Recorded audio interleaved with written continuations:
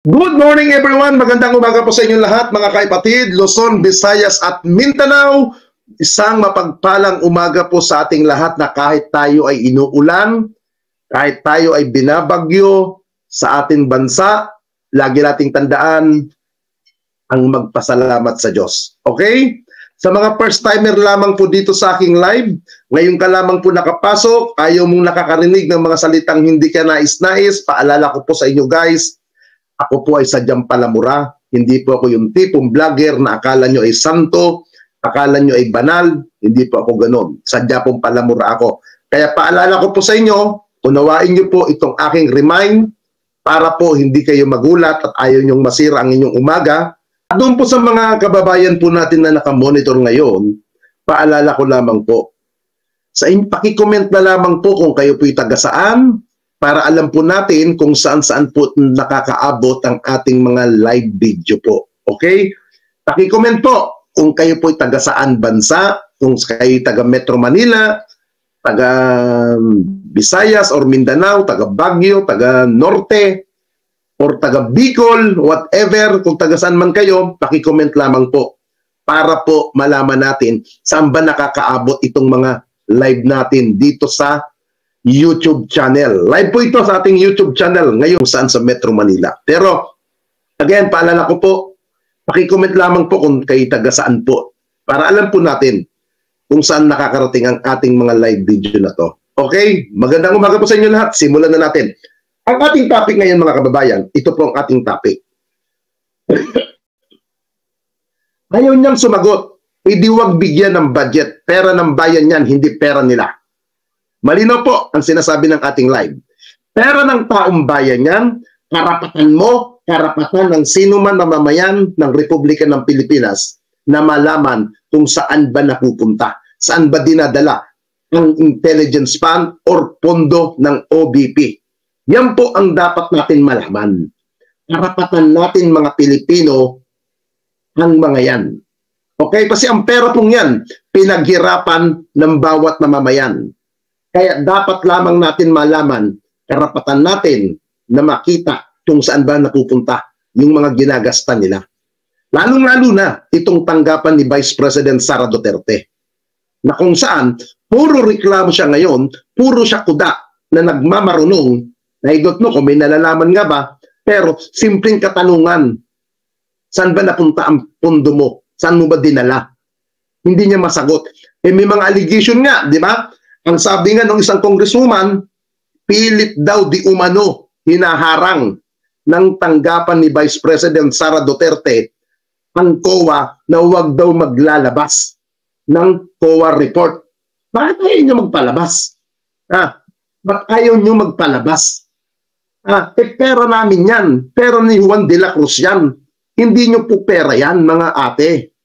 Pera ng mamamayang Pilipino ang ginagastos dyan. Kaya, karapatan namin malaman. Hindi po biro yung perang amount na 112 million, 112.3 billion confidential fund na nawala, na nagastos ng ilang araw. Tapos sasabihin ninyo, pinopolitika si Sara? Hinahara si Sara? Yan ba ang mga panusok ninyo? Yan ba ang mga... Simple lang naman kung wala kayong itinatago, wala dapat kayo ikagalit. Di ba? Sasagutin nyo yan ng taas noo. Di ba? Na may dignidad. Kaya hindi nyo masagot kasi wala kayong maisagot ng maayos. Hindi nyo kayang i-rebut kung saan nga ba napupunta. Nakakahiya naman sa inyo. Di ba? Ito, panoodin natin ito guys bago tayo magtuloy-tuloy ng ating topic ngayong umaga. Uulitin ko po hindi po ito paninira. Hindi po ito gawa-gawang kwento, mga kababayan. Ito po ay nangyari sa budget deliberation ng DepEd. Na kung saan naungkat ng naungkat yung mga hindi dapat maungkat. Ayun, hindi lalo tayong nagkaletse-letse. Diba? Simple lang yan Simple lang naman ang gustong malaman. Kasi ang nakakatawa rito, mismo doon sa sinabi ng isang congresswoman na babae, hinaharang daw ni Vice President Sara ang COA na huwag maglabas ng COA report about sa mga intelligence span, about sa mga pondo ng kanyang tanggapan. Yan ang sinabi ng isang kongresuman na narinig niyo po yun. Ngayon mga kababayan, kung ako po ang tatanungin, kung ako po ang tatanungin at ako'y binigyan ng intelligence span, at dumating ang time, saan mo dinala, Mr. Barsaga, ang ipinagkaloob namin sa iyong pondo? Alam niyo, kung wala po akong itinatago at wala akong ginagawang realidad sa pondo, ang dali ko pong sasagutin yan base sa kung ko ba dinala ang pera. Pero kung alam ko kung saan ko dinala ang pera at ginawa ko ay sa hindi magandang paraan na pwede kong ikasabit, siyempre ang gagawin ko po dyan mga kababayan, gagawa ako ng mga alibay, gagawa ako ng mga patutsyada na kwento, gagawa ako ng mga kaululan na katuwiran para lamang mapagtakpan ang kagaguhan na gagawin ko. Yun ang gagawin ko.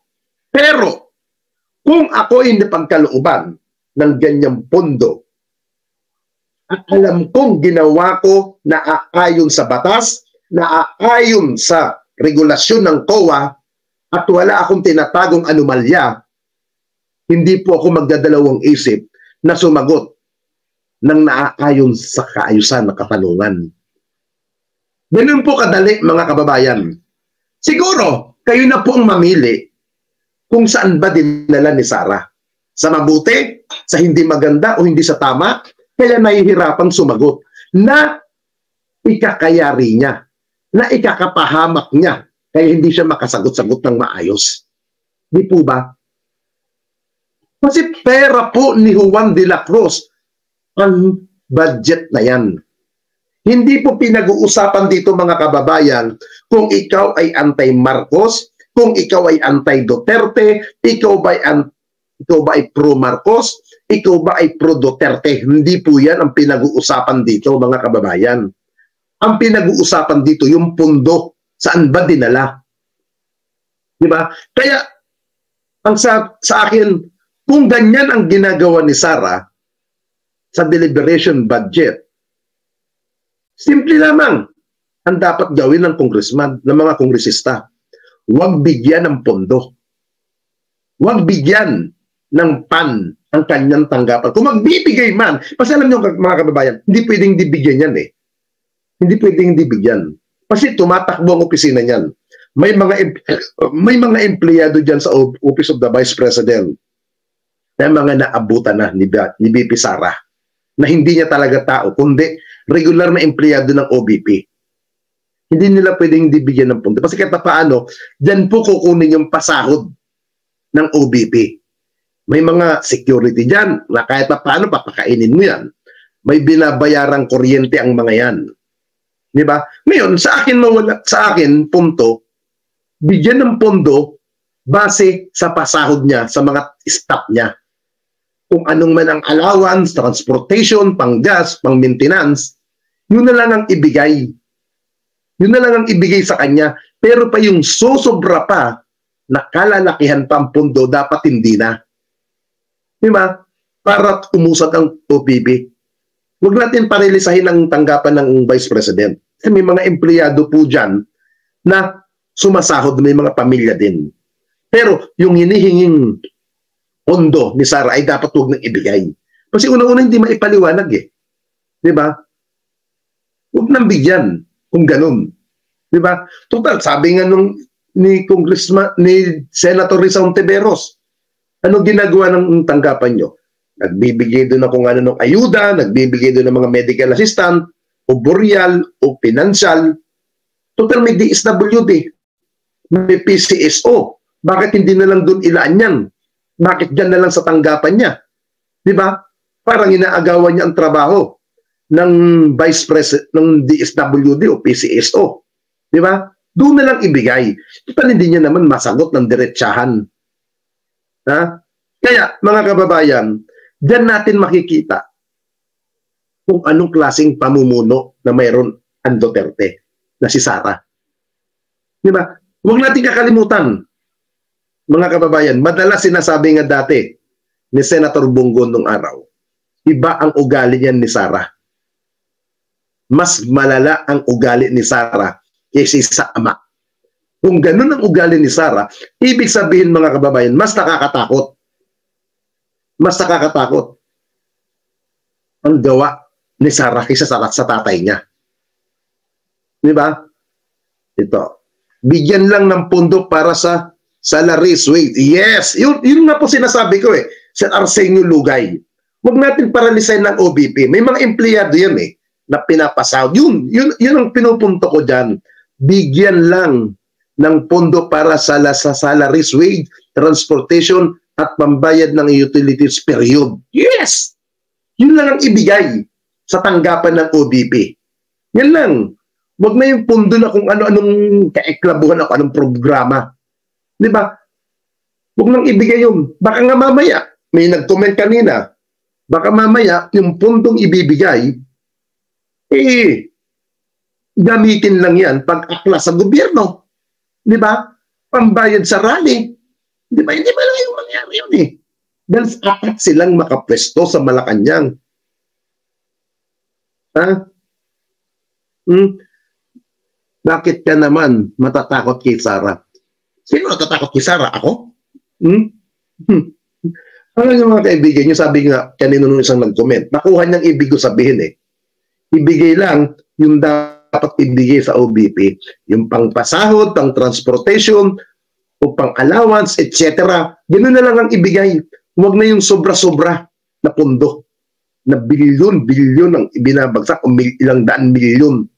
Hindi na dapat ang ibigay dyan. Dapat yung naaayon lang sa pangpapasahod niya. Yun na lang ang ibigay. Kaya mga kababayan, nakakatakot ang isang ganyang public servant. Nakakatakot na muno ang isang mga ganyang tao na walang direksyon. Di ba? Hindi natin alam kung anong nasa utak niyan. Di ba? Hindi natin alam. Kita nyo nga, alam nyo sa totoo lang, mga kababayan, ang nagpapahama kay Sara, yung mga taong nakapalibot sa kanya. Ha? Yun ang nagpapasira kay Sara Duterte. Yung mga taong nagbubulong sa kanya, yung mga advisor niya, di ba? Kasi kung may matinong advisor si Sara, ha? Kung meron siyang advisor na nagmamalasakit sa kanya, ipapayo sa kanya, madam, sagutin na lang natin kung saan ba napunta ang pundo natin. Totoo, wala naman tayong tinatago na wala dapat tayong ikaiwas sa mga yan. Di ba? Malinis naman tayo.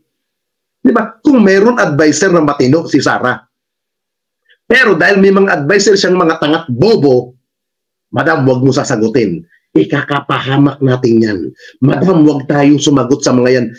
Total, may mga tanga naman tayong follower. Total, may mga tagasunod tayong mga tanga na magdidepensa sa atin. Doon tayo. Ganun ang katuwiran siguro ng tanggapan niya. Pero kung mayroon advisor si Sara na may utak, na matalino, at alam niya na maayos ang pagpapatakbo, ang sasabihin ng unang advisor na yun, madam, sagutin po natin. Kasi wala naman tayong dapat ikatakot eh. Transparent tayo eh. Di ba? Dahil nga hindi tayo transparent, dahil hindi tayo tapat sa ating serbisyo, madam, huwag natin sasagutin yan. Ikakayari natin yan. Ikakawindang natin yan. Ha? Di ba? Kaya, huwag na tayong sumagot. Yan ang sasabihin ng mga tangang advisor ni Sara. Kasi ikakasira, ikakapahamak nila yan eh. Di ba? Ikakasira nila yan.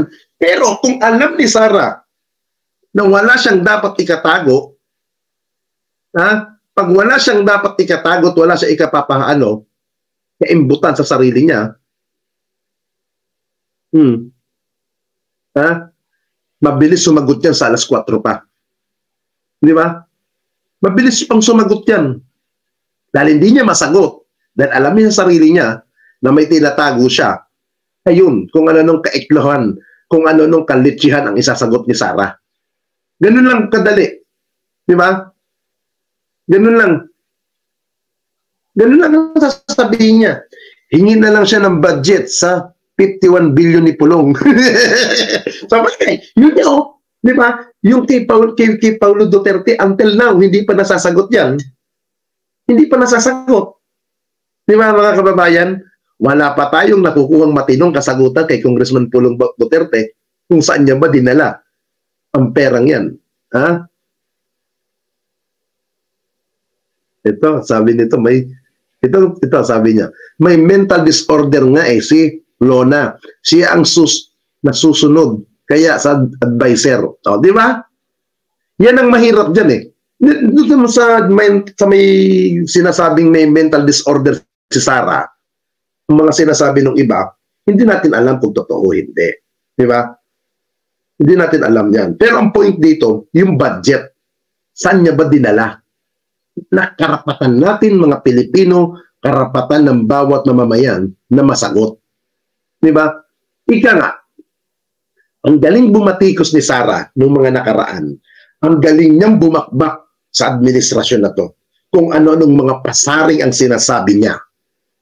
Dapat ganun ka din kagaling mag-explanation kung saan mo dinadala ang pondo mo. Ganun lang, Madam Vice President. Ha?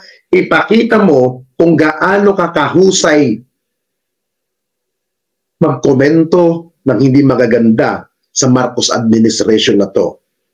Kung gaano ka kagaling magdepensa sa sarili mo, dapat ganun ka din kagaling mag-explain kung saan mo ba dinala ang pera ng taong bayan. Yun naman po, madam.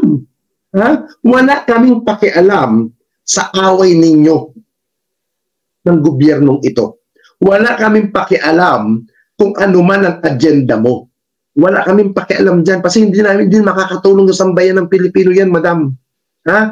Interested kaming mamamayan kung saan mo dinadala ang pera ng bawat Pilipino. Ha? Yan ang gusto namin malaman. Diyan kami interesado. Ha? Saan mo ba dinala? Wala kaming pakialam sa putang inang kadramahan mo. Wala kaming pakialam sa pansuporta mo kay Kibuloy. Wala kaming pakialam dyan. Ha? Wala kaming pakialam dyan. Yung mga pakutot mo, na mga sinasabi mo nung nakaraan, na puro todo suporta ka kay Kibuloy, wala kaming pakialam dyan. Karapatan mo sa suporta dyan eh. Karapatan mo yan. Right mo yan. Pero, huwag kang makakalimot, Madam Vice President. You are elected as a Vice President. Ha?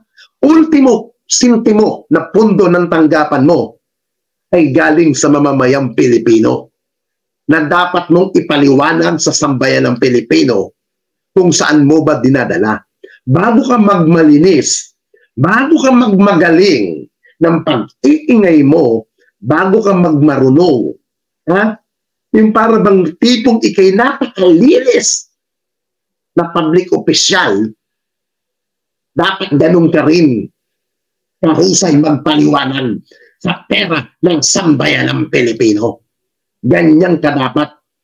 Hindi yung magaling kang kumuda, magaling kang magsasalita, pero isa kang boba pagdating sa pagpapaliwanan kung saan mo dinadala ang pera namin mamamayang Pilipino. Yun ang gusto namin malaman. Ha? Ipaliwanag mo, obligasyon mo yan, trabaho mo yan, na ipaliwanag sa aming mamamayan, hindi yung nalalaman namin ng mga isyo, nalalaman namin unti-unti kung saan mo pinagdadala ang kwarta sa mga balita, sa nangyayaring House Committee hearing.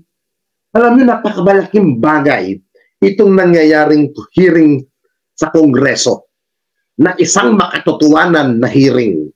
Dahil dyan, nahuhubaran si Sara. Dahil dyan, napapakita kung saan ba talaga dinadala. Yan ang bunga ng nangyayaring House Committee hearing sa Kongreso. Yan ang may katututunan. Yan ang may katotohanan na investigasyon. Hindi yung magpapaimbestiga ka para sirain ang administrasyon, para wasakin ang administrasyon ni Pangulong Marcos, para pagtakpan lamang yung mga katiwalian na ginagawa ng kampo ni Sara. Kagaya ng ginagawa dyan ng ilang mga senador na aparteido ng dating administrasyon. Di po ba, Senator Bato?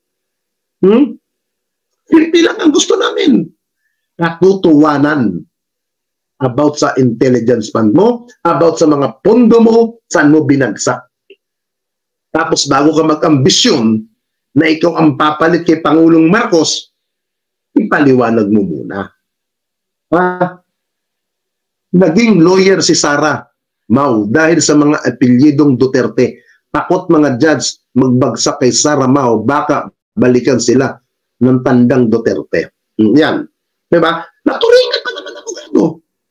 Ako nga sinasabi ko nga mga kababayan, hindi natin kailangan maging magna cum laude.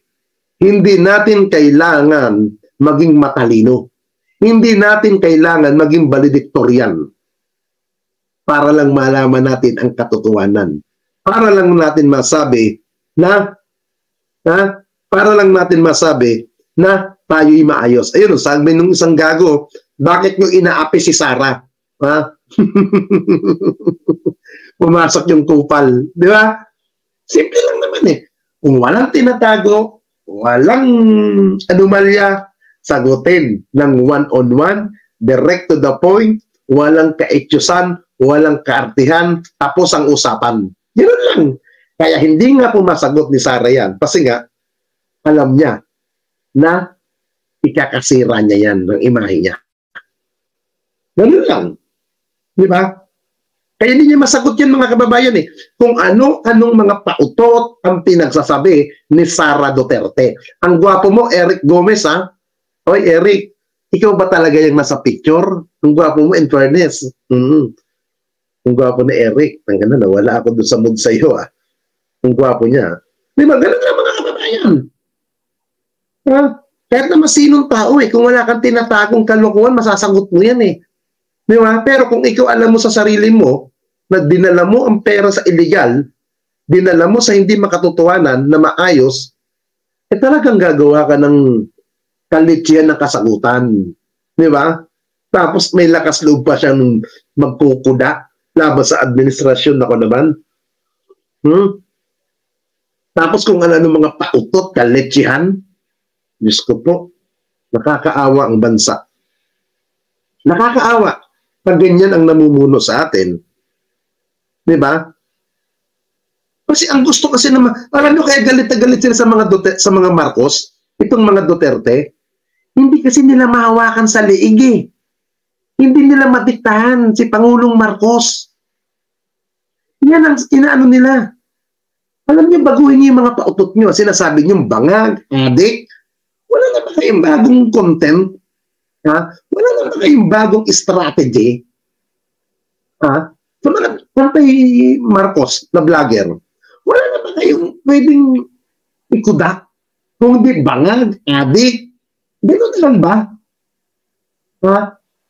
Na para kayong sirang plaka, ito ang issue yung pondo ni Sara dinala sa hindi maayos. Di ba? Ang problema kasi pag abogado talaga ang naiipit sa issue, ang daming katwiran na kahit suplong na. Ha? Ang daming mga pautot ng mga abogado para lang magpalusot.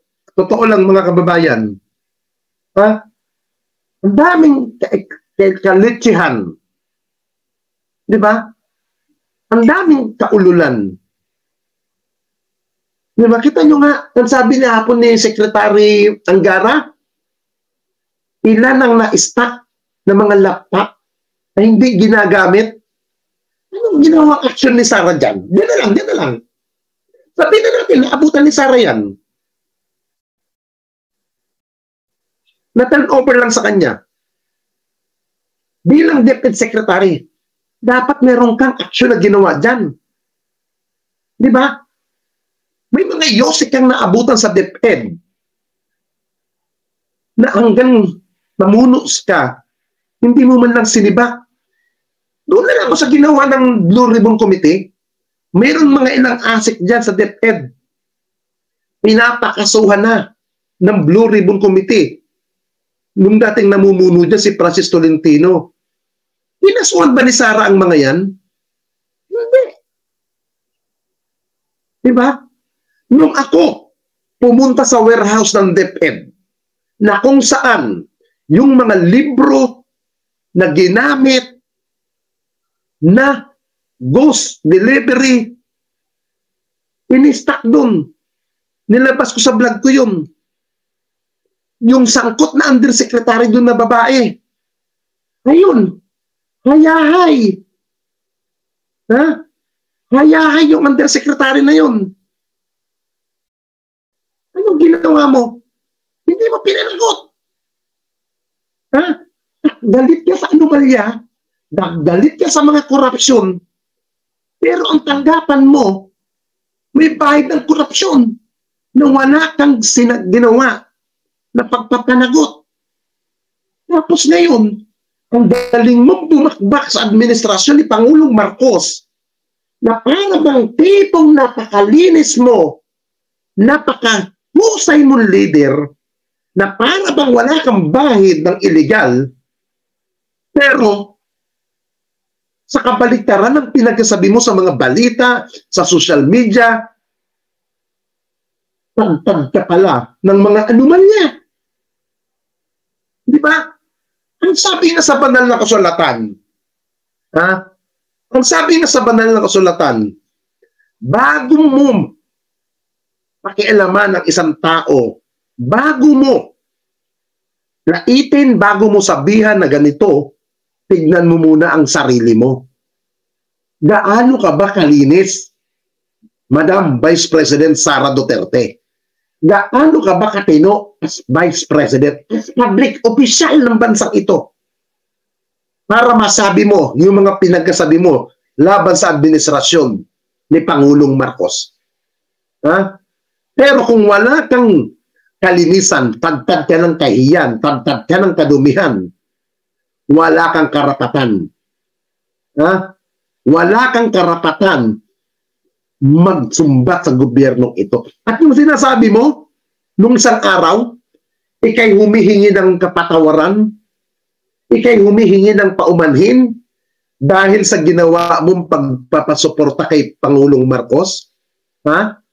Dahil sa sinasabi mong pangangampanyan mo kay Pangulong Marcos, ikay humihingi ng sorry. Bakit, madam? Ginamit mo rin si Pangulong Marcos. Di ba? Parehas lang din naman kayo nagkamitan. Mali pa nga si Pangulong Marcos eh. Bakit ikaw pang pinili niya na maging katandim? Di ba? Na isa ka rin palang ahas. Di ba? Nakakahiya. Tapos ngayon magtitipo ka na matinong tao ka. Simple lang ang gusto namin malaman. Ha? Simple lang ang gusto namin malaman, mga simpleng mamamayan. Saan mo idinala ang pera namin? Ha? Yun lang, simple. Saan mo dinala ang kwarta? Yun lang. Tapos ang usapan. Ha? Kaya sa mga congressman, total sinasabi nga ni Vice President, piniprepare na daw ang impeachment laban sa kanya. Sana nga, sana nga, sana nga, kayong mga kababayan na nanonood ngayon, 1,237 sa ating live ngayon, pabor ba kayo na i-impeach si Sara Duterte? Ha? Na kung saan tagtad na ang mga isyo na hindi mapaliwanag ng isa-isa ng tanggapan ni Vice President Sara Duterte? Na kung saan naglulutangan na ang kanyang mga baho? Payag ba kayo siya ay i-impeach? Pabor ba kayo na siya ay kasuhan na at pag-usapan ng impeachment? Paki-comment mga kababayan. Pabor ba kayo na i-impeach na si Sara Duterte? Total. May panawagan sila na BBM resign. Alam niyo mga kababayan, ngayong araw na ito, may rally po dapat ang mga makakabilang grupo. May rally po dapat ngayon. Sa awa at tulong ng Diyos, ayun, binabagyo tayo ngayon. Siguro, yan na rin ay para na rin mapakita sa kabila na hindi sila sinasang-ayunan ng puong may kapal. Di ba? Yun ang real talk ni Nino Barsaga. Naku, wala tayong magagawa, 'di ba? Real talk lang, 'di ba po?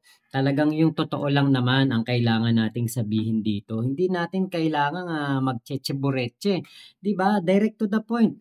Di kung ayaw talagang magsalita, ayaw talagang sabihin kung saan ginastos yung 125 million. Di ibigay lamang yung sapat na budget, hindi yung sobra-sobra. Katulad niyan, Office of the Vice President, nasa 2 bilyong piso ang gustong kuning budget. Saan na naman gagastusin yung mga pera na yan?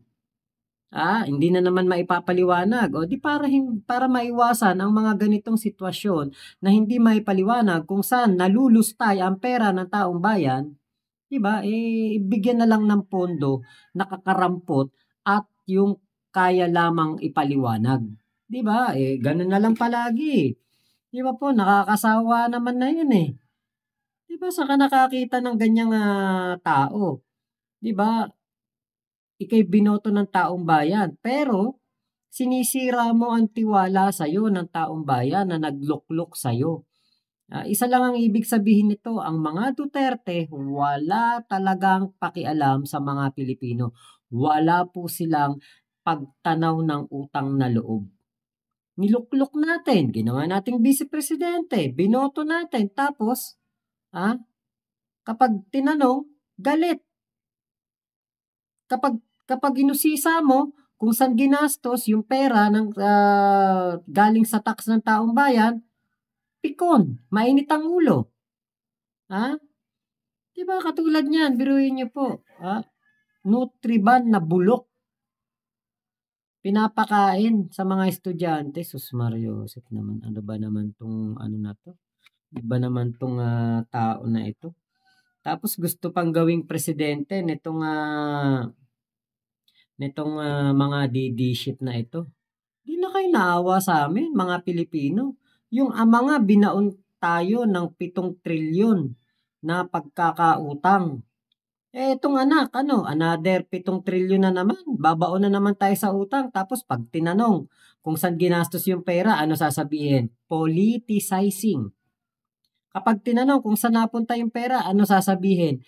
Ito po yung katibayan na pinopolitika ang budget hearing. Kapag tinanong mo kung saan ginastos yung pera, sasabihin, shiminit, shimenat, shimonot. Ang galing, 'di ba? Yan ang ating vice presidente. Sa totoo lang, alam nyo, nakakasawa yan, nakakarindi. At hindi lang naman ako, hindi lang naman si Kuya Ninyo, hindi lang naman kayo na mga manonood namin ang nakakaranas nito. Ang pagkainis, pagkabagot. Dito, boring no? Alam nyo, mas marami pa siyang mga kawirduhan kaysa sa maipapakita yung katalinuhan. Sa totoo lang po. Mas marami pa siyang pinapakitang kabulastugan kaysa sa yung masasabi natin na karapat dapat siyang maging vice-presidente. Tinanong siya, sa tingin mo, nasa na si Kibuloy? Ano sagot niya? Nasa langit. Sabay naglakad-lakad na ganun. Parang, alam mo yung parang batang naibili ng candy, yung lakad na panalo. Alay, boring siyang vice presidente, walang ganap, walang dating, hindi katulad ni VP Lenny, 'di ba? Nakikita natin kahit na tinutulig sa noon ng mga DD sheet, nakikita natin pag panahon ng bagyuhan, kapag mayroong mga kalamidad, tumutulong, nakikita natin may ginagawa. Eto, wala na ngang ginagawa, namumuna pa. 'Di ba? Wala na ngang naitulong, siya pa galit. 'Di ba po? Alam niyo kung bakit tayo pa ulit-ulit na ganito ang sinasabi natin patungkol dito kay VP Sara? Kasi hindi pa na-impeach eh. Pero pag na-impeach siguro itong si VP Sara, baka matigil na mga bunganga namin sa kakatuligsa dito sa tao na ito. Kasi wala po talagang kwenta eh. Hindi nakakatulong. Hindi rin nakakatuwa. Wala ring nagagawa sa ating pamahalaan. Nagpapasahod lang tayo ng isang tambalustay. Asan ka nakakita ng target na ano na eskwelahan ba o classroom 6,000 classroom 6,000 ang nagawa lang nasa 100 plus lang. Kapag pera ng pera na yung kayang i-audit, kapag pera na kayang silipin, tignan, kwentahin ulit, i-check kung saan ginastos, hindi nauubos, hirap na hirap gastusin. Pero kapag confidential funds, 11 days, ubos. Yung 2023 confidential funds, ubos. Hindi rin maipaliwanag. Tama naman yung sinabi ni Kuya Ninyo, kung wala namang tinatago, kung wala namang ginawang kabulastugan, bakit hinaharang sa Congress hearing yung report ng COA? Bakit? 'Di ba? Ngayon lang tayo nakarinig ng ganyan, hinaharang ng isang vice presidente yung COA report. Bakit kaya?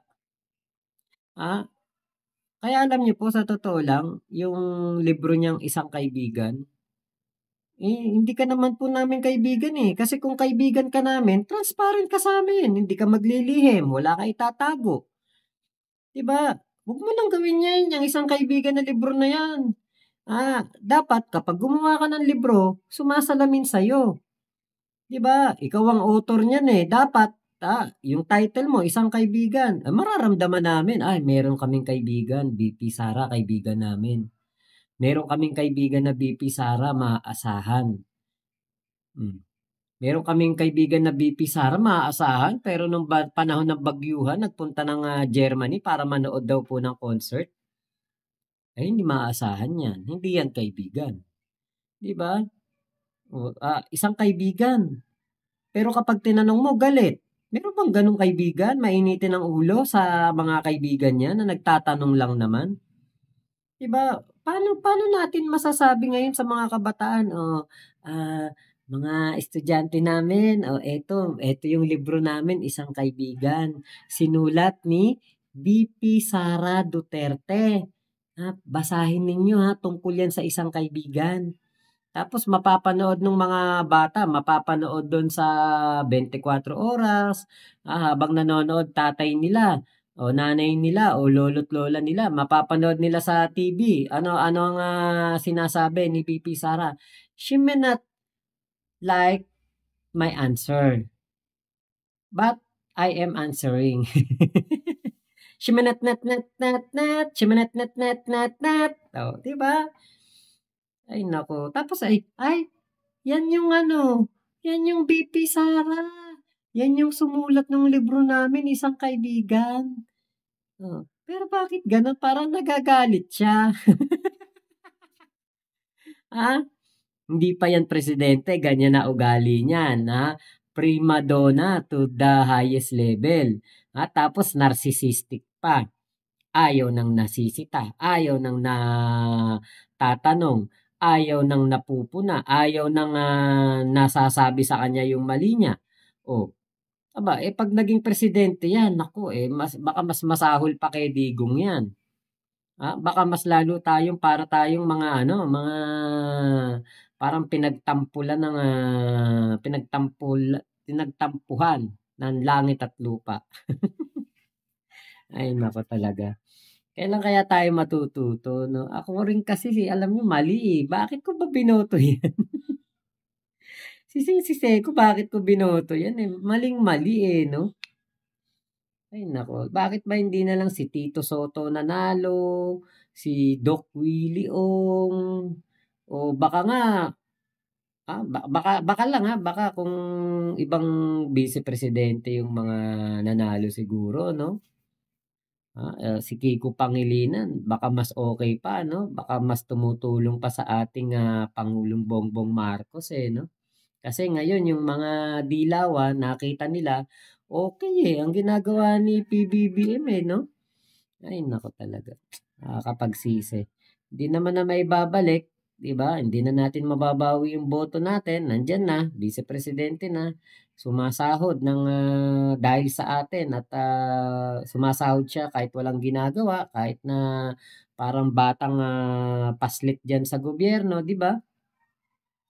Isa lang naman magagawa na lang natin para mabago 'to, eh, 'wag na ulit tayong bumoto ng mga hindi naman minamahal ang kanilang mga trabaho, 'di ba? 'Wag na tayong bumoto ulit ng ganyan, kawawa tayong mga Pilipino.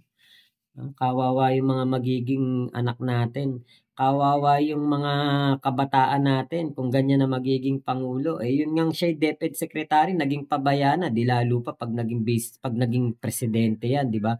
Mas lalong matinding kapabayaan ang gagawin niyan.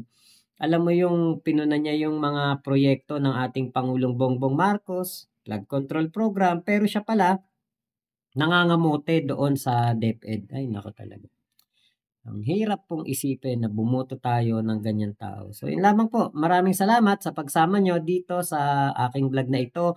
Maraming salamat sa video ni Kuya Nino Barsaga. Maraming salamat po sa inyong lahat. Ingat po kayo. Nasan mang panig kayo ng mundo. Momo chup chup. Love you, love you. God bless us all, Pilipinas. God first. Salamat po.